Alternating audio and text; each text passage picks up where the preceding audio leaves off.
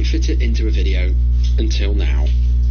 This seemingly innocent stream begins in Lisbon, in Northern Ireland.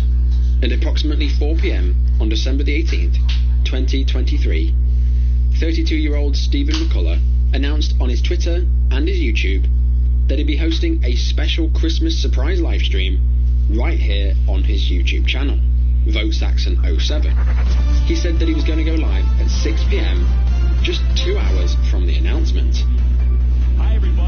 Now, for a bit of background, the VoteSaxon07 channel was a YouTube channel that I had watched for years at the time of this incident. Hello YouTube viewers and random Doctor Who fans. Hello YouTube viewers and random Star Wars fans, and may the 4th be with you.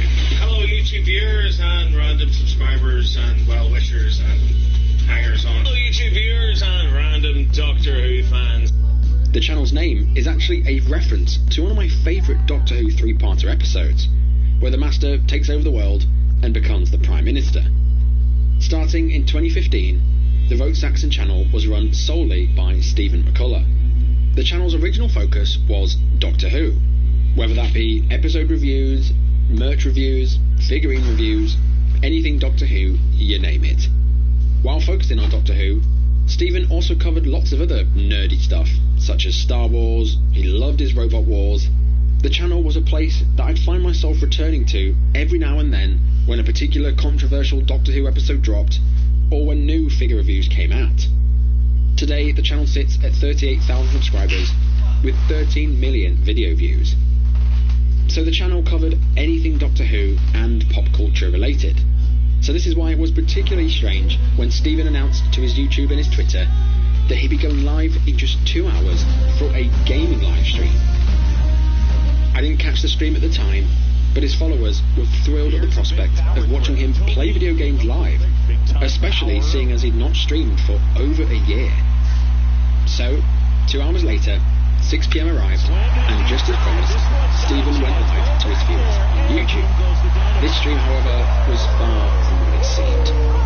Earlier that day, on December the 18th, Stephen's girlfriend at the time, 32-year-old Natalie McNally, who had been in a relationship with Stephen since August of 2022 and was actually 15 weeks pregnant, spent her time at her parents' house in Lurgan, watching football, a small nearby town 20 minutes away from Stephen's house in Lisbon.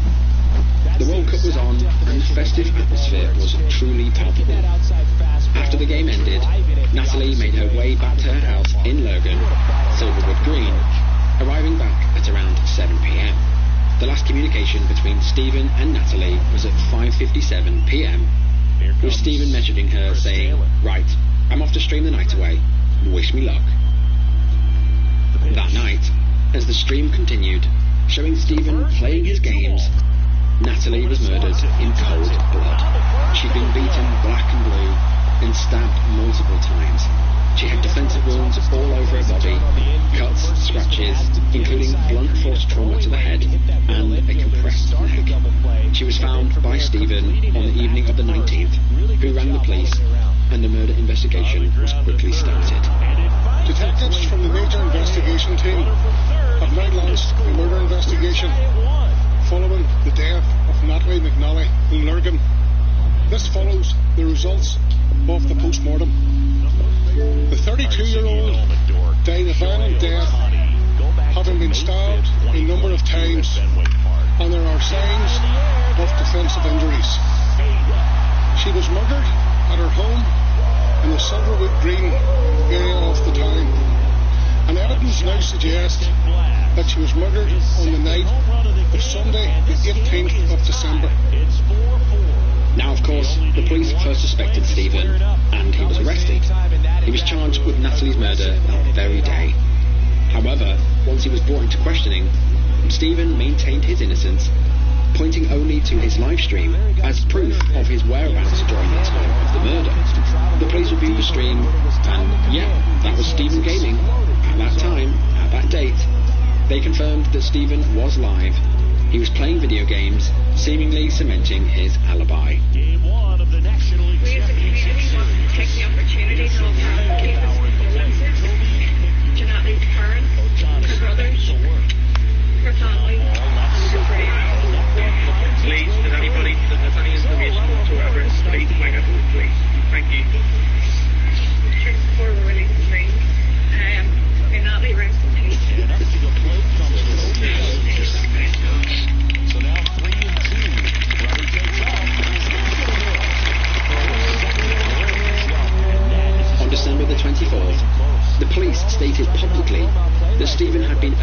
exonerated from the investigation and that he had been released and cleared of any further suspicion.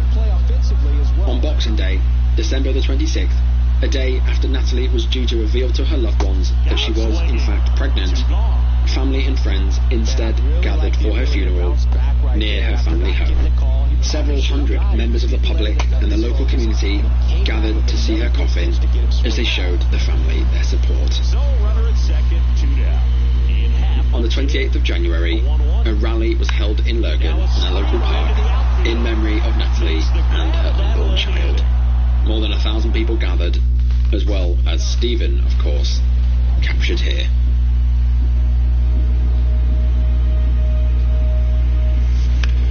She earned 2 degrees, had a successful career, owned her own home, lived independently, had her own networks of friends, looked after schools, cats and dogs, and alongside her loving partner, was delighted to be becoming a mother for the first time. We are the parents of Dottie McNally, Dorothy, myself, Noel McNally. Dottie was born on the 18th of December, and we are appealing to the killer of Dottie to give himself up to the police. Or if someone knows who this person is, please get in contact with the police and give this person up. This person needs to be taken off the street. I'm just saying, please, if anybody who suspects somebody or knows going forward, search your conscience that you can't